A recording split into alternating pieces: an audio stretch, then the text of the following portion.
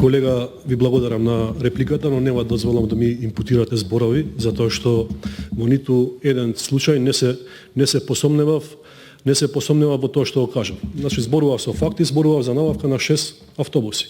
Сега вака да се разбереме.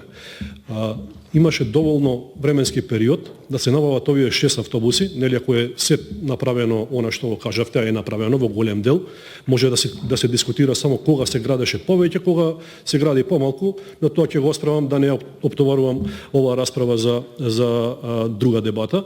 Факт е дека говориме на крајот од 2020 година за набавка на 6 автобуси за транспорт е во најмала рака смешно. Пред малку говоревме за велосипеди и точаци во Скопје, што е во ред, затоа што Скопје е веќе на друго ниво, друга планета, што кога би се споредило со градот Тетово.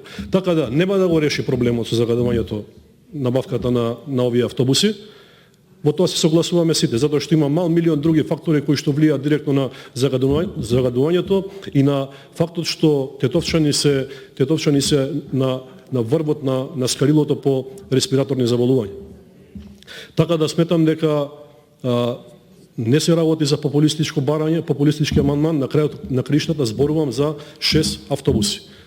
Не зборувам за платформи за ракети или не знам за што, туку за 6 автобуси кои што му се неопходни на градот. Се надевам, ќе кажам дека јавната постапка ќе заврши успешно, дека ќе се пријава заинтересирани кандидати кои што нели ќе ги исполнат условите и дека Тетово конечно ќе се здобие со овие автобуси, но пак ќе кажам, државата треба да посвети внимание, особено во заштитата на животната средина и на регулирање на урбанистичкиот хаос во Тетово.